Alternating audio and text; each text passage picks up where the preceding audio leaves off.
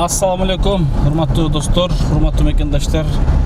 Biz hazır mынакей Уктаждар комплексінің екінші қабаттың чатырына ең ақырғы жетпеген жығаштарын алып кетіп атабыз.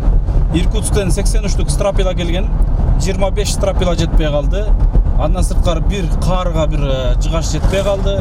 Андан сырткары біз азыр 912 метр тинекенің астына рейкасын алып кетіп атабыз. Құдай қаласа. Комплекске кете тұрған жол мына ушул. Курбойды көргөз койсоңуз. Курбойдан сол жағына бұрылабыз. Қазір бұл водительға ылдый жағына салды. Байел банясының жанынан кирип кетебиз. Ошол жақтан да барса болот, жақын болот. Мына ошол жаққа салды, жол тегиз. Байел банянын жанынан бурулабыз. Биринчи көчөдөн Байелден өткөндө эле солго бурулсак болот. Курбойдон ылдый жакка келгенде Байелге жетпей оңго бурулуп, ипподромдун жээги менен кете берсек болот. Мынакей ипподромдун жээги менен баягы жерден келатып эле биринчи көчөдөн Жипром оң жакка бурулабыз. Оң жагы ипподром Телторат майданы болуп калат. Сол жагы үйлөр, турак жайлар бар. Ушул менен түз эле барсак эле бизден комплекске барып такалабыз. Азыр ал жерге да жетебиз буюрса. Мынакей ушул жерден көрдүңүздөр. Түз келгенде эле мына Варатага келип такалабыз. Варатадан кичинекей мындай змейка бар. Змейкадан кичине эле мындай бурулуп туруп эле кайра эле бул жака бурулган болсок, кадимки биздин Муктаждар комплексине мына кирип келдик буюрса. Мынакей азыр тактыларыбыз, жыгаштарыбыз келди. Ассаламу алейкум, урматтуу мекендаштар, урматтуу кыргызстандыктар. Кудай буйрса, биз кайрадан сиздер менен толук бир күндөн кийин аман-эсен экран аркылуу жүз көрүшүп атканыбызга Кудайга шүгүрлөр болсун. Аллага чексиз мактоолор болсун. Негизи бүгүнкү оор абалда Кыргызстаныбызда эле эмес, дүйнө жүзүндө оор аты жаман апат, илдет каптап жалпы дүйнө жүзүн, дүйнө элин ушунчалык кыйын, коркунуч абалга салып турат, көрүп атасыздар.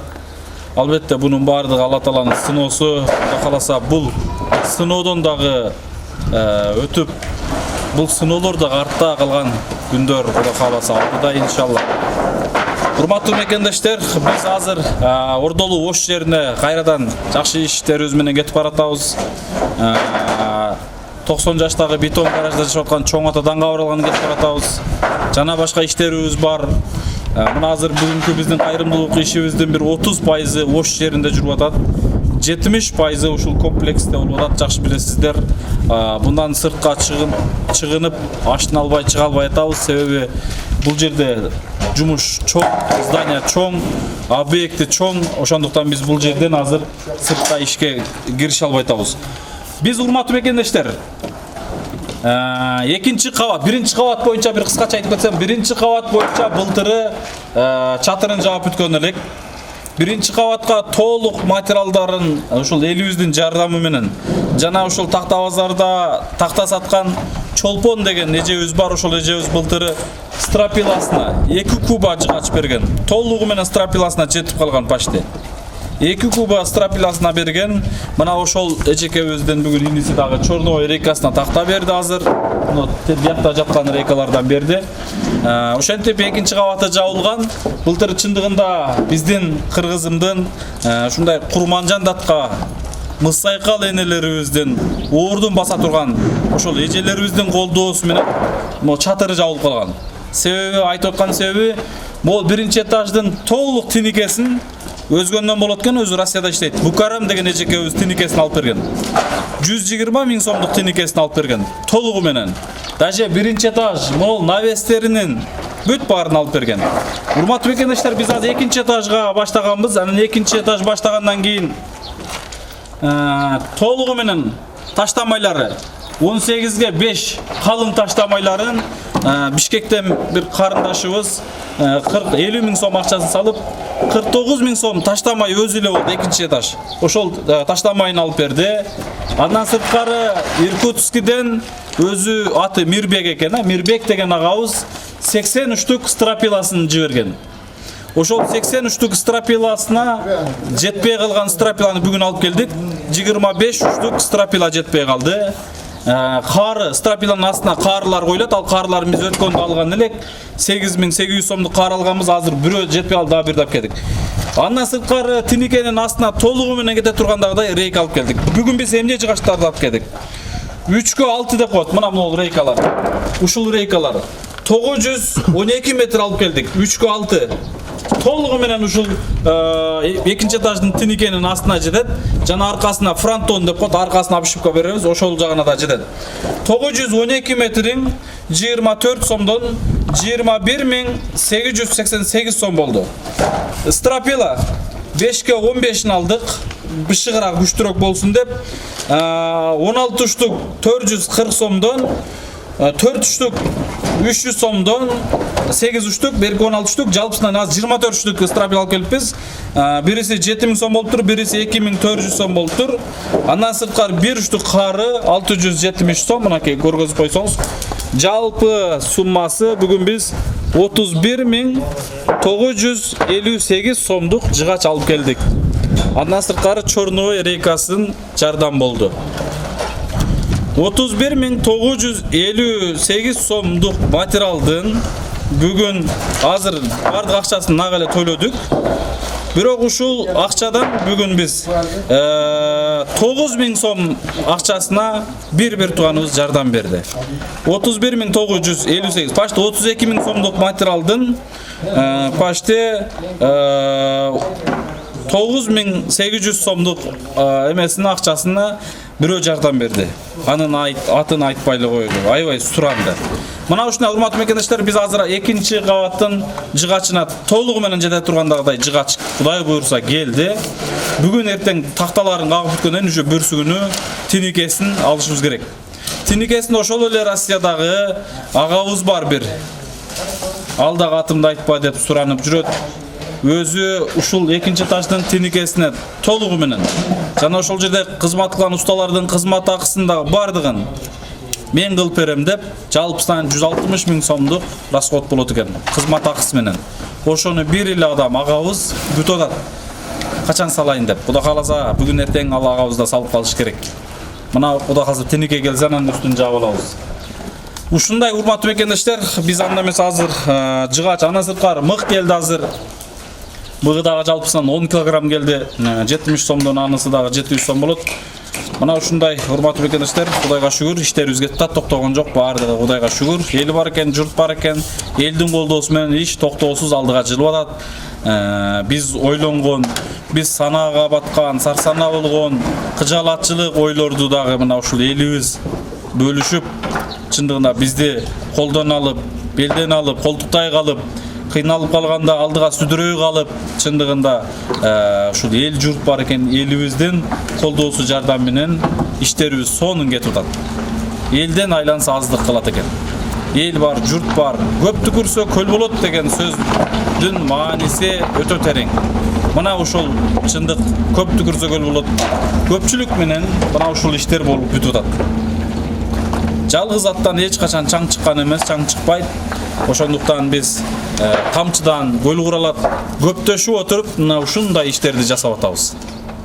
Бул көпчүлүк дагы жөнөкөй эл. Bir milyoner, bir bay, bir jiptарды минип жүргөн, кабат үйлөрдө жашап аткан инсандар эмес. Жөнөкөй эле балдар, жөнөкөй эле эже кыздар. Өздөрү деле ушул тирлигинен араң ашынып башына албай аткан бир туугандар. Алар өзүнө принцип коюп, биз бул жерге берсек, бербесек дагы күндөр өтө берет экен. Биз бул ишти кылсак, кылбасак дагы бул күндөрүбүз өтө берет экен, токтоп калбайт экен. Биз бул жерге жардам берсек, бербесек дагы биздин байлык мүлкүбүз кемибейт экендигин билип, жардам берип атабыз деген элибиз бизге күн санап кайрылып атышат.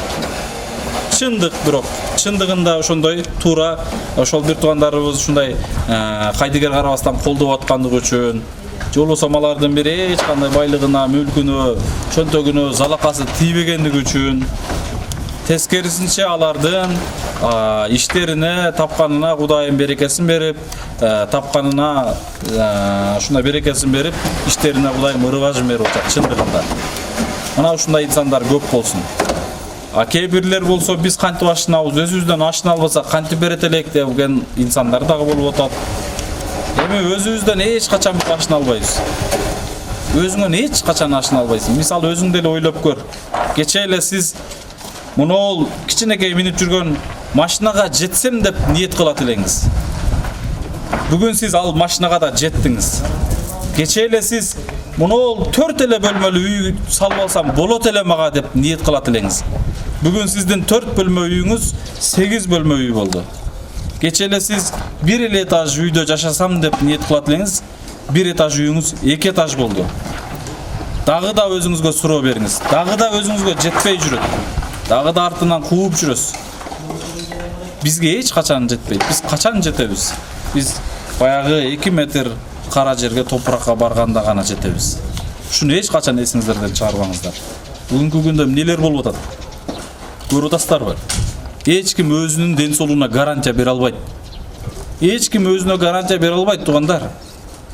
Эртеңки күн эмес, азыр 5 мүнөттөн кийин убакыт эмне, кандай күн, эмне күтүп турат алдыбызда Кудай гана билет. Ошондуктан бүгүн мүмкүнчүлүк барда бири-бирибизге жок дегенде жакшы сөз айтып, жок дегенде бири-бирибизге жылмаюу менен көз карашта карап калайлы. Жардам берген бул жакта турсун, жок дегенде салам берип, алек алып калайлы. Көңүлдөрдү оорутпастан бири-бирибизге кечиримдүүлүк кылып калалы. Бүгүн чындыгында ушундай заман болуп турат, өзүңүздөр көрүп атасыздар.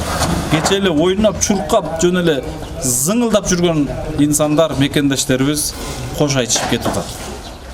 Кудай өзү сактасын. Кудай өзү сактасын. Эми бардыгы ниетке жараша, чындыгында Алла Таалам бизди алам десе, оорусу жок деле алып кете берет. Эгер Аллахка керек болгон болсок, кете берет экенбиз.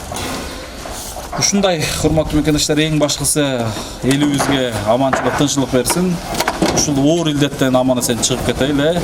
Бири-бирибизге дуа кылайлы, ооруп аткан элибизге көп-көп дуа кылайлы. Кудай кааласа эч ким оорубасын. Ооругандарга Алла Таалам жеңилден шифасын берген болсун. Элибиз ушул оор илдеттен жеңилден чыгып кетсин. Кайрадан мурунку заманыбызга Алла Таалам жеткирсин. Чындыгында бирок элибиздин пейилде жараша бул сыноо болуп атат. Шунчалык бир башкача көптүк элек, башкача элибиз ушундай бир эмеге жолдорго барган, ысырапкорчулук, ыймандан чыгып, ушундай нерселерге барганбыз. Бул да Алла Тааланын сыноосу. Кудай кааласа бардык жакшы күндөр алдыда. Рахмат барыңыздарга. Алла разы болсун. Анан урматтуу мекендештер, биздин Ак ниет аманат коомдук фондунун Сбербанк картасы алмашкан, экран алдында коюлуп атат, көрүп атасыздар. Ошол жака күмөнсүз, эч кандай баандай күмөнсүз салсаңыздар болот. Ар бир салган аманатыңыздар ошол жерге түшүп атат. Ошол сиздердин салган аманатыңыздар менен момундай материалдар келип атат, Кудайга шүгүр. Анан сырткарда биздин Элсом Сбербанк карталар, Элсом байланыш WhatsApp номерибиз 705 33 77 90. Ал номер дагы кызматта иштеп атат. Ал жака да байланышсаңыздар болот. Анан сырткары мен кече бүт биринчи этажына, экинчи этажына полун ким кылып бере алат, потологун ким кылып бере алат, стенасын ким кылып бере алат. Ушундай уста балдар, отделка кыла турган балдар болсо, кайрылсаңыздар, бизге кыйла жардам болот эле. Ушул жагынан көмөктөшүңүздөр, ушул иштин аягына биргеликте чыгайлы деп кайрылуу кылгам. Бирок бир дагы бала бизге кайрыла элек.